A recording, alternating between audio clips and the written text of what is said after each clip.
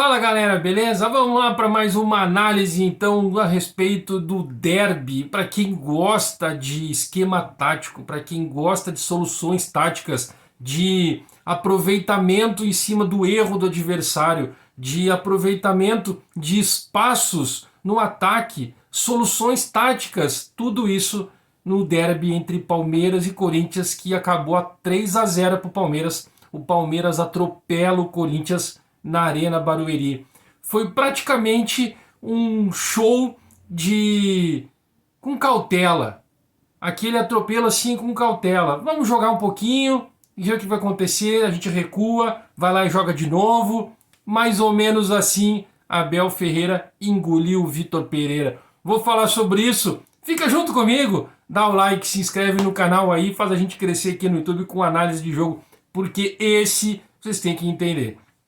Abel Ferreira já estava sendo criticado novamente pela torcida do Palmeiras por conta de não ter vencido aí no Campeonato Brasileiro. Aproveitou o derby para poder colocar em prática tudo aquilo que ele sabe sobre esquema tático, sobre movimentações, como cercar o adversário, como pressionar o adversário. Ele veio no seu tradicional esquema no 4-2-3-1, mas utilizando os seus titulares. Marcos Rocha, Gomes foi espetacular. Primeiro gol dele de cabeça no escanteio.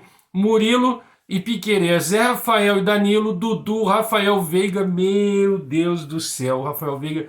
Olha, pra gente tem vários vídeos que o cara pode fazer falando sobre o Rafael Veiga. Veron e Rony. Bom, o Rony acabou, né? Movimentação, velocidade, transição, tudo relacionado passa por Dudu, Veron, Rafael Veiga.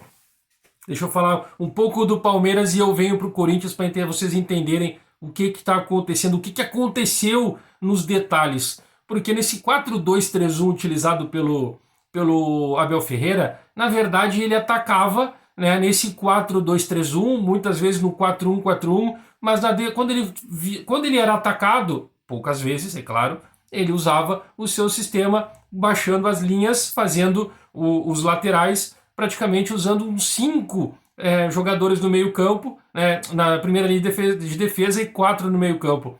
E saindo em velocidade, deixando só o Dudu mais à frente e o Rony um pouco mais atrás para ser no contra-ataque. O que acontecia?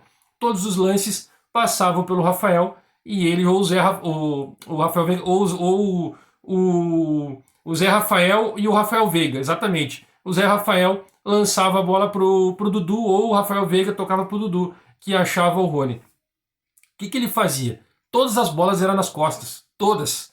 Velocidade, intensidade, transição rápida, toques rápidos sem pensar, tu recebia, tu já sabia qual era a movimentação do teu adversário, tu já sabia como que estava vindo a marcação e aonde passava o teu companheiro. Isso é treinamento, isso é repetição, é tática, é desenho, é mostrado em quadro negro. É impressionante o que o Abel Ferreira faz com esse time do Palmeiras. E aí, a gente poderia aqui falar sobre todos os jogadores, principalmente o Rafael Veiga, que é o cara assim. Eu tava assistindo o jogo e pensando, cara, o que esse cara tá jogando? O que esse cara tá fazendo no jogo? Como que ele não foi convocado para a seleção brasileira ainda? Será que tem tantos jogadores melhores do que ele para ser convocado? Por que esse cara não joga? O cara é um pensador. Mas aí eu fiquei pensando na forma que a seleção brasileira joga e como que o Palmeiras joga. Por isso que ele não é convocado. Não é pelo futebol. Ele tem futebol para ser convocado. É a forma que o Abel Ferreira joga, em vez de ele usar o seu time compactado, pressionando o adversário, ele usa o seu time compactado no centro do campo. Então o Rafael Veiga ele tem a parte para pensar o espaço, para pensar muito atrás da linha da bola. Ele fica próximo do grande círculo, até um pouco mais recuado para poder armar as jogadas. Ele faz sempre o movimento em arco, trabalhando em cima do grande círculo. As pessoas não perceberam ainda, não conseguiram ver o futebol assim de cima, macro, assim como o Abel Ferreira faz. Então ele consegue ter a visão aonde ele vai lançar a bola para o Dudu, aonde ele pode fazer um passe em profundidade para o Rony sair, ele consegue fazer um facão. Todos os jogos, todos os lances, na própria estatística, tu já consegue ver. Ele foi o melhor jogador em campo. Disparado o melhor jogador em campo. E o Rony, um jogador mais decisivo, porque tudo passa por ele também. Então, o senso coletivo do Palmeiras atropelou o Corinthians. O Corinthians não conseguia entender o que estava acontecendo. Era assim, era a superioridade do Palmeiras, ela é muito grande. E eu aqui falei já num vídeo anterior, talvez dois anteriores, dizendo assim, o Corinthians é a quarta força do futebol brasileiro hoje. E aí eu já vou começar a rever a minha posição. Até pode ser a quarta força, porque as três primeiras elas estão muito acima. Muito acima. Por mais que o Flamengo esteja na linha das três forças, o Flamengo ainda perdeu hoje para o Atlético Paranaense, mas o Corinthians é a quarta. Mas a diferença é muito grande. Tem quilômetros de distância do terceiro colocado nessa linha entre Atlético, Palmeiras e Flamengo. O Corinthians pode ser a quarta força, mas é muito longe. O Corinthians tentou entrar, tentou jogar e veio com uma escalação com goleiro. Eu não confesso para vocês que eu não sei o que aconteceu, porque o Cássio não jogou, mas o Matheus foi o goleiro com o Ramos, o João, o Raul, o Lucas Pitol, o Maicon, o Sandro Gutierrez, o Paulinho, o Mantuan, o Guedes. Cara, o Guedes tentou fazer. O Guedes tentou jogar. E assim, eu até sei que o Vitor Pereira tentou mesclar o time para dosar os veteranos com os jovens, para ter duas forças durante o jogo, no primeiro tempo e segundo tempo, para poder agredir todos os adversários. Uma estratégia que ele usou. Ele vai dosar isso. Mas, cara, a diferença é muito grande. Eu aqui falando que Renato Augusto estava no banco, Paulinho jogou, Renato Augusto no banco, Roger Guedes jogou, aí ele tem Cantilho, o Fábio Santos, o William no banco, o Jô no banco. Então, assim, o Fagner estava no banco, ele podia ter utilizado os jogadores, mas ele tentou mesclar, ele tentou fazer com que esse time dose o seu fôlego, mas tomar 3 num clássico é muito preocupante. A panela vai ferver pro lado dele.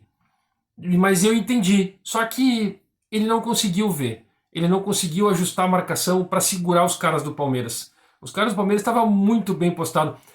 A resposta de tudo isso era o seguinte: o Palmeiras sabia o que estava fazendo, sabia como o Corinthians joga, entendeu como o Corinthians joga, qual é a zona de fuga do Corinthians, e aí o Abel Ferreira foi lá, selecionou 2 jogadores. No segundo tempo, vocês terem uma ideia, com as substituições que o Vitor Pereira fez, só para vocês terem uma noção, o Vitor Pereira fez no segundo tempo, ele substituiu o Renato Augusto, tirou o Maicon e botou o Renato Augusto. Ele tirou o Roger Guedes e botou o William. Para mim aí é um erro.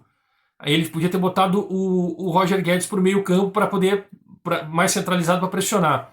Ele tirou o Mantuan e botou o Adson, tirou o Aloysio Moraes e colocou o Jô, e tirou o Queiroz e botou o Cantilho. Do Queiroz botou o Cantilho. Eu entendi o que ele fez.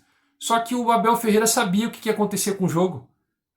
Então o que ele fez, o Abel Ferreira? Ele pegou e selecionou 2 jogadores dele, 2 jogadores dele, ele recuou quando ele fez as substituições, botou 2 jogadores, ele baixou 2 jogadores. Ele botou o Rafael Veiga um pouco mais atrás e o Verón mais centralizado. E aí o que ele aconteceu? Ele ficou com as 2 linhas de 4 fechadas, só que o seu volante, que seria o Zé Rafael, ficou como se fosse um 4-1, 4-1. E aí o Corinthians não conseguiu criar. E mesmo assim, saiu o terceiro gol do Palmeiras num lance exatamente de contra-ataque, numa bola roubada. Depois, assim, o Palmeiras jogou o primeiro tempo achando que, com 20 minutos, a gente achou que ia atropelar. Ia passar o carro, virar 4. E aí eles deram tempo para ver o que o Corinthians ia fazer. Começou o segundo tempo, estrategicamente o Palmeiras esperou o Corinthians para ver o que ia acontecer. O Abel entendeu rapidamente o jogo, selecionou os jogadores, mudou a posição ali, detalhe assim de posicionamento, e o Palmeiras voltou a jogar a partir dos seus 20 minutos. Aí saiu o terceiro gol, fechou a tampa, encerrou. Não tem chance, não tem. O Palmeiras é sim um dos candidatos ao título. Para mim o Corinthians continua, pode ser o quarta força, mas a distância é muito grande. O que o Abel Ferreira está revolucionando no Palmeiras, muitos vão falar, não dá para comparar com o Jorge Jesus. O Jorge Jesus ficou 1 ano aqui e ganhou os títulos que ganhou. o Abel Ferreira tá faltando no Campeonato Brasileiro. Eu espero que ele vença esse ano para poder acabar com essa mística de que o Jorge Jesus é o maior de todos, porque esse cara tá merecendo o que ele fez hoje. Ele acabou com o Corinthians. Bom, chegou até aqui, dá aquela moral, like, se inscreve, ativa notificações, faz a gente crescer aqui no YouTube. Obrigado. Para quem não sabe, eu sou o Léo Nascimento, jornalista de informação. Esse canal é para análise de jogo como esse. Essa moral aí.